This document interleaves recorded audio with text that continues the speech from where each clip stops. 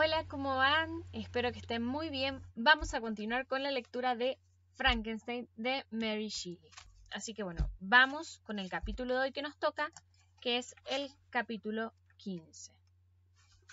Y dice así. Esa era la historia de mis queridos vecinos. Me impresionó profundamente. Aprendí a través de la vida social a admirar sus virtudes y a despreciar los vicios de la humanidad. Como aún observaba el crimen como un diablo lejano, la bondad y la generosidad estaban siempre ante mi presencia, incitando en mi interior al deseo de llegar a ser un protagonista en el escenario atareado donde se desarrollaban cualidades tan admirables. Pero al brindar un resumen de los progresos de mi mente, no puedo omitir una circunstancia que sucedió a principios de agosto de ese año. Una noche, mientras recorría el bosque vecino, donde buscaba mi propia comida y la leña que llevaban mis protectores, hallé en el suelo de la valija de cuero que tenía prendas de vestir y algunos libros. Me hice dueño del hallazgo y regresé a mi refugio. Los libros, para mi felicidad, estaban escritos en el mismo idioma que se hablaba en la vivienda. Eran El paraíso perdido, un volumen de vidas de Plutarco y los pesares de Werther. Me puso muy contento encontrar estas riquezas y de allí en más ejercité mi espíritu en esos libros, mientras mis amigos se ocupaban de sus tareas cotidianas. Apenas sí puedo describir el efecto que me causaron esas obras.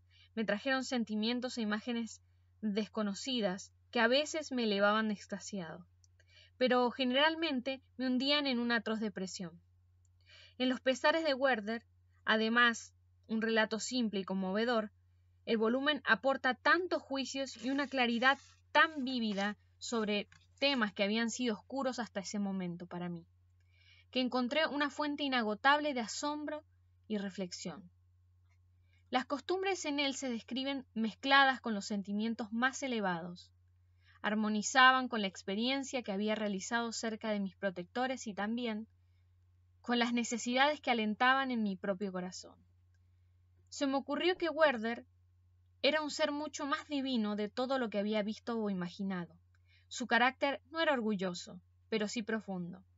Las reflexiones sobre la muerte o el suicidio no dejaban de asombrarme. No analicé la cuestión, pero me inclinaba a aceptar las opiniones del héroe, frente a cuya muerte lloré, aunque no comprendiera totalmente el drama. Aplicaba, a medida que avanzaba en la lectura, muchas cosas a mis propias sensaciones y también a mi propia condición.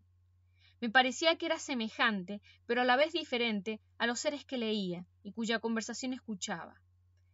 Les sentía simpatía y en parte los comprendía. Pero mi mente no estaba formada, no dependía de nadie, y no estaba conectado con nadie. Mi camino estaba libre y nadie se lamentaría de mi desaparición. Mi figura era repugnante y mi estatura la de un gigante. ¿Qué significaba todo esto? ¿Quién era? ¿Qué era yo? ¿De dónde venía? ¿Cuál era mi destino? Estas preguntas las repetía de continuo, pero no podía responderlas. El libro Vidas de Plutarco contenía una historia de los primeros fundadores de las antiguas repúblicas. Este volumen produjo un efecto distinto de los pesares de Werther. Lo que éste expresaba me enseñó la tristeza y el dolor. Plutarco, en cambio, inculcó elevados pensamientos. Me enseñó a admirar y amar a los héroes más antiguos, más allá de lo estrecho de mi pensamiento. Mucho de lo que leí no lo comprendía, estaba lejos de mi experiencia. Tenía un conocimiento difuso de los reinos, que solo eran para mí extensos territorios, grandes ríos, grandes y mares inmensos, pero desconocía la existencia de las ciudades y los grandes conglomerados humanos. La única escuela para mí era la vivienda de mis protectores, en donde había podido estudiar la naturaleza humana, pero este libro me ofrecía otros campos de acción, mucho más amplios. Me enteré de que había hombres ocupados en los asuntos públicos, gobernando o aplastando a sus semejantes. Sentí que se desarrollaba en mí un gran interés por la virtud y el aborrecimiento del vicio, en la medida en que iba comprendiendo el significado de esas palabras. Por estos sentimientos es natural que sintiera admiración por ellos, legisladores pacíficos como Numa, Solón, Licurgo, antes que por Rómulo o Teseo. La vida de mis protectores tan patriarcal hacía que estas imágenes arraigaran en mi alma, tal vez si mi primer contacto con la humanidad hubiese sido con un joven soldado, ahito de gloria y de matanza. Mis primeras sensaciones hubieran sido diferentes.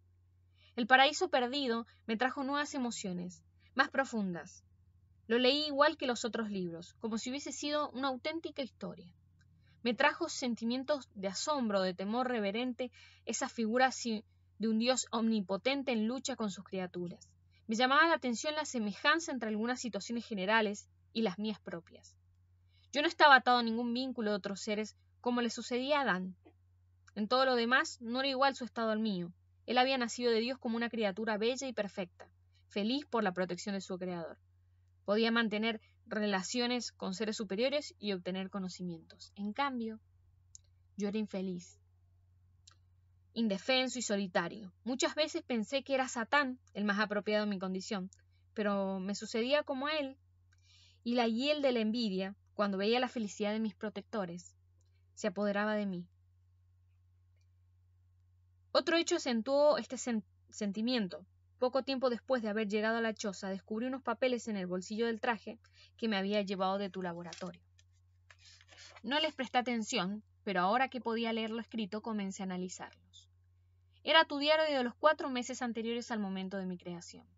En esos escritos describías con lujo de detalles todo el progreso que hacías en el trabajo y esta historia mezclaba con historias de asuntos domésticos. Sin duda recuerdas aquellos papeles. Estos son. Aquí se menciona todo lo que tiene que ver con mi origen maldito. Se describe con lujo de detalles esa serie de circunstancias repulsivas y se brinda minuciosamente la figura de mi odiosa y repelente persona, en un idioma que señala tu horror y el mío. Cuando leí estas páginas sentía asco. Maldito sea el día en que me diste vida. Exclamé en agonía, maldito creador. ¿Por qué creaste un monstruo tan horrible que hasta a ti te repugna? Dios, que es indulgente, creó al hombre bello y seductor, a su propia imagen, pero mi forma no es otra cosa que una inmunda copia de la tuya, más horrible que tu propia semejanza. Satanás tenía a los diablos como compañía, ellos los respetaban y admiraban, yo estoy solo y todos me odian.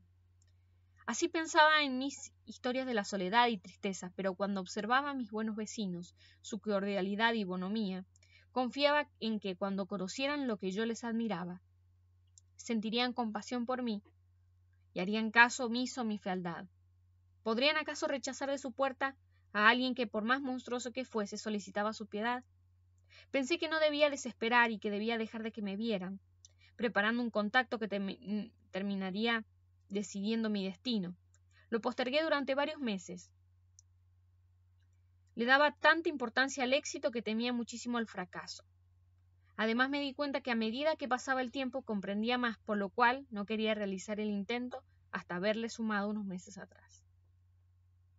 Mientras tanto hubo cambios en la casa. La presencia de Safi los hacía felices. También noté que había más abundancia.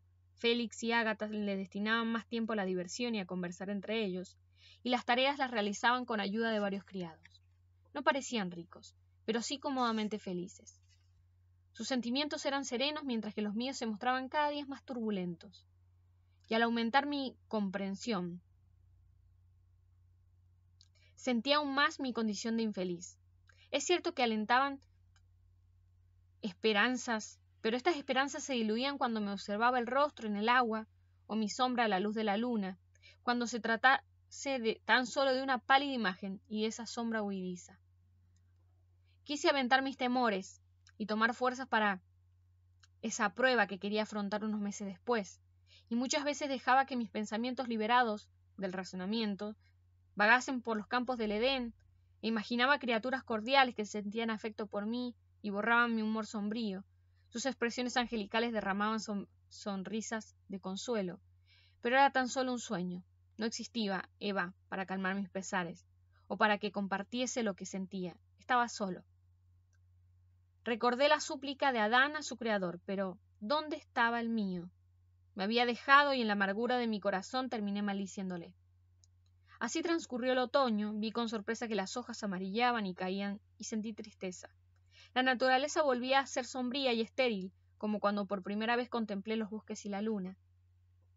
No me preocupaba el tiempo, gracias a mi conformación soportaba mejor el frío que el calor, pero mis placeres eran la contemplación de las flores, las aves y todos los alegres compañeros del verano. Al faltarme comencé a prestarle más atención a los habitantes de la vivienda. La desaparición del verano no menguó su dicha, simpatizaban y se amaban, y como su alegría no solo dependía de ellos, no eran interrumpidos por las desgracias de sus alrededor. Cuando más los conocía, más sentía el deseo de pedirles su protección y bondad. Mi corazón anhelaba ser amado por esas criaturas, y mi ambición era ver sus miradas afectuosas sobre mí.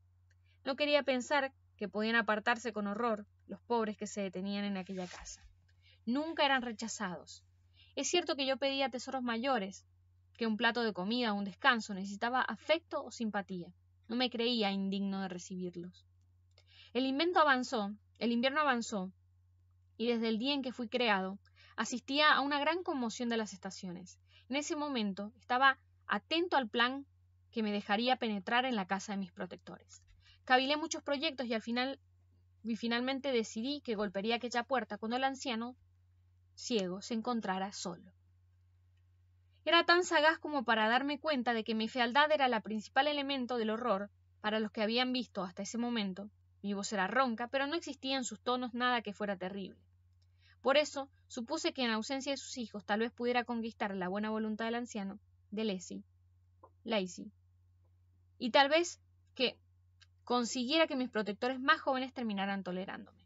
Cierto día, cuando el sol iluminaba unas hojas rojizas sobre el suelo, brindando claridad y alegría, aunque no demasiado calor, Seffi, Agatha y Félix partieron para realizar un largo paseo, y el anciano quedó en la casa porque así lo quiso. Cuando sus hijos se fueron, tomó la guitarra y tocó varios temas dulces, aunque tristes, lo más dulce y triste que la había escuchado hasta entonces. Al principio su gesto era de dicha, pero a medida que tocaba, predominó la tristeza y por último dejó a un lado el instrumento y se puso a pensar. Mi corazón latió con aceleración. Era el momento de probar entre la esperanza y mis temores. Los criados se habían marchado a una feria de las cercanías. En la vivienda y a su alrededor todo era silencio. Era una ocasión magnífica, pero cuando fui a ejecutar mi plan, mis piernas no me respondieron y me caí. Me puse en pie y, apaleando a todas mis fuerzas, quité las tablas que cubrían la entrada de mi refugio. El aire fresco me dio ánimos y decidido me acerqué a la puerta de la casa. Di varios golpes. ¿Quién está allí? Pase, dijo el anciano. Entré en la casa. Perdóneme, soy un viajero que necesita un poco de descanso. Me haría un gran favor si me dejara estar un poco al lado del fuego. Pase, dijo Lizzie, y haré lo posible para servirle. Mis hijos han salido y como soy ciego no me será fácil poder darle comida. No se preocupe, buen hombre. Tengo comida. Mis necesidades son calor y descanso. Me senté y nos quedamos en silencio. Sabía que cada minuto que pasaba era precioso para mí, y a pesar de todo titubeaba para iniciar una conversación. De pronto el anciano habló. Por su idioma adivino que usted es francés como yo. No, pero me eduqué en una familia francesa y es el único idioma que comprendo. Quiero ahora solicitar la protección de algunos amigos a quienes quiero sinceramente y tengo esperanzas de conquistar. ¿Son alemanes? No, son franceses. Pero no hablemos del tema. Soy una persona infortunada y solitaria. Miro a mi alrededor y no tengo amigos ni parientes. Esta buena gente nunca me vio y sabe poco de mí. Tengo mucho miedo que si fracaso, seré de allí más que un proscripto. No desespere.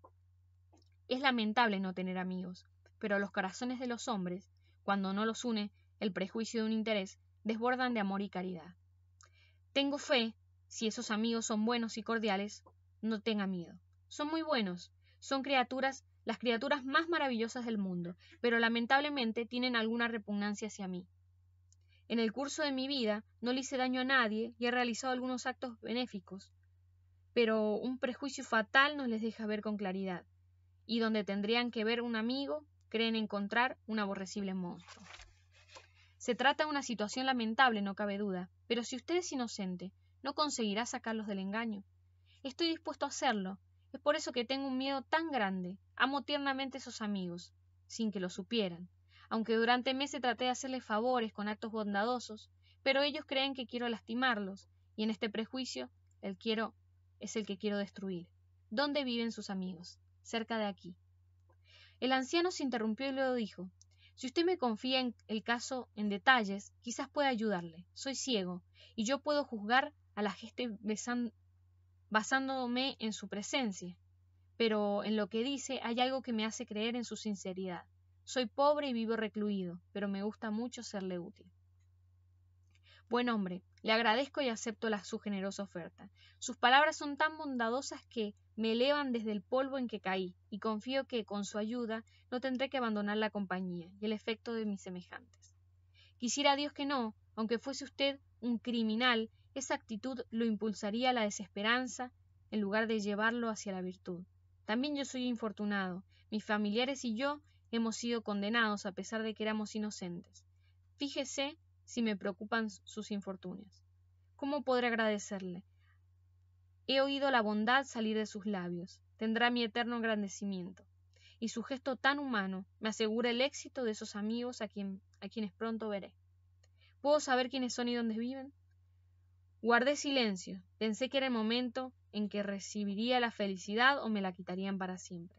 Luché sin conseguir la firmeza que me dejara contestarle, pero el esfuerzo me dejó sin energía. Hundido en la silla sollocé desconsoladamente.